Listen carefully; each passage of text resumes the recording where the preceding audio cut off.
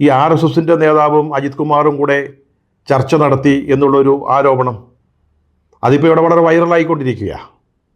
നമുക്കറിയാം, തൃശ്ശൂരിലെ സുരേഷ് ഗോപിയെ ജയിപ്പിക്കാൻ CPM RSSുമായി ഒരു കളി കളിച്ചു എന്നൊരു ധാരണ പണ്ടേയുണ്ട്. ഈ പൂരം കലക്കിയതൊക്കെ അതിനുവേണ്ടിയാണെന്നുള്ള ആരോപണം UDF ഉന്നയിക്കുന്നുണ്ട്, LDFും ഉന്നയിക്കുന്നുണ്ട്. അതിൻ്റെ ഇടയിലാണ് ആ എറണാകുളംകാരൻ VD സതീശൻ, പ്രതിപക്ഷ നേതാവ്, വല്ലാത്തൊരു ആരോപണം ഉന്നയിച്ചത്. അതായത് തൃശ്ശൂർ വെച്ച് RSSൻ്റെ ജനറൽ സെക്രട്ടറിയായ ദത്താത്രേയ ഹൊസബാളയുമായിട്ട് നമ്മുടെ അജിത് കുമാർ ഒരു രഹസ്യ കൂടിക്കാഴ്ച നടത്തിയത്രേ. രഹസ്യം എന്ന് പറയുമ്പോൾ അദ്ദേഹത്തിന് സ്വന്തം ഇഷ്ടത്തിന് പോയതൊന്നുമല്ല കേട്ടോ.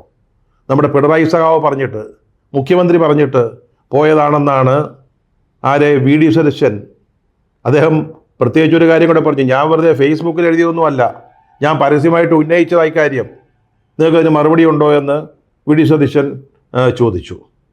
കഴിഞ്ഞ ലോക്സഭാ തിരഞ്ഞെടുപ്പിൽ CPMന് വലിയൊരു തോൽവി സമ്മാനിച്ച കേരളത്തിലെ ജനങ്ങളുടെ മുമ്പിൽ ഇപ്പോൾ നമ്മൾ ഈ പറഞ്ഞ സാഹചര്യങ്ങളിൽ പാർട്ടി വല്ലാതെ അനാവൃതമായിക്കൊണ്ടിരിക്കുകയാണ്, അല്ലെങ്കിൽ എക്സ്പോസ്ഡ് ആയിക്കൊണ്ടിരിക്കുകയാണ്.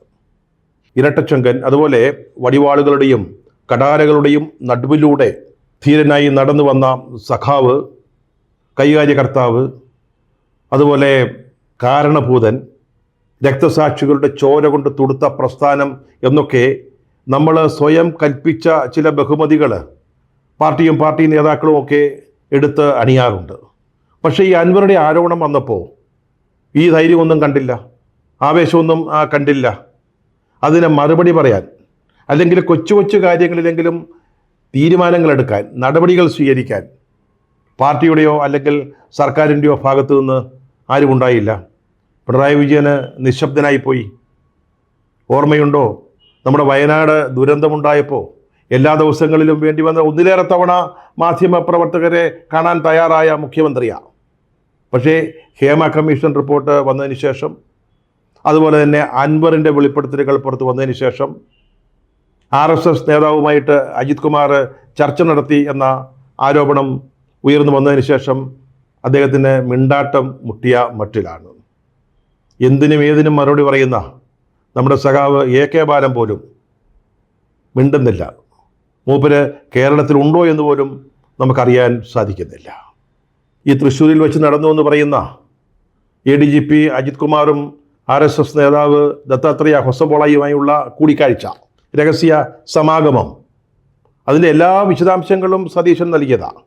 തൃശ്ശൂരിലെ ഇന്ന ഹോട്ടലിൽ, പാർക്കിംഗ് ലോട്ടിൽ ഇന്ന സ്ഥലത്ത് ഔദ്യോഗിക വാഹനം ഇട്ടതിന് ശേഷമാണ് അദ്ദേഹം മറ്റൊരു വാഹനത്തിൽ കയറി ഹൊസബോളയെ കാണാൻ പോയതെന്ന് പറഞ്ഞു. നമ്മുടെ ഇൻ്റലിജൻസുകാർക്ക്, സ്പെഷ്യൽ ബ്രാഞ്ചിന് ഇതെല്ലാം അറിയാം, എവിടെയൊക്കെ പോയി നമ്മുടെ അജിത് കുമാർ, എപ്പോൾ പോയി എന്നൊക്കെ.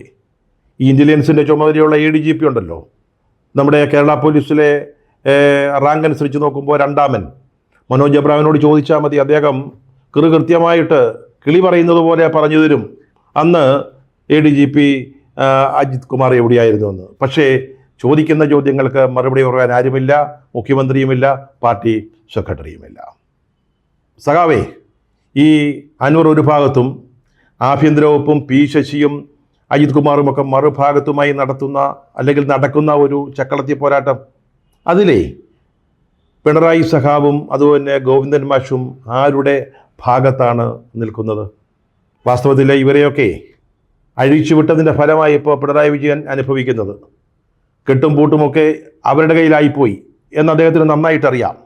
എന്നാലും കേരളം ചില ചോദ്യങ്ങൾ ചോദിക്കുമ്പോൾ, വളരെ അടിസ്ഥാനപരമായ ചോദ്യങ്ങൾ ചോദിക്കുമ്പോൾ മറുപടി പറയാൻ മുഖ്യമന്ത്രി അങ്ങ് തയ്യാറാവേണ്ടതല്ലേ?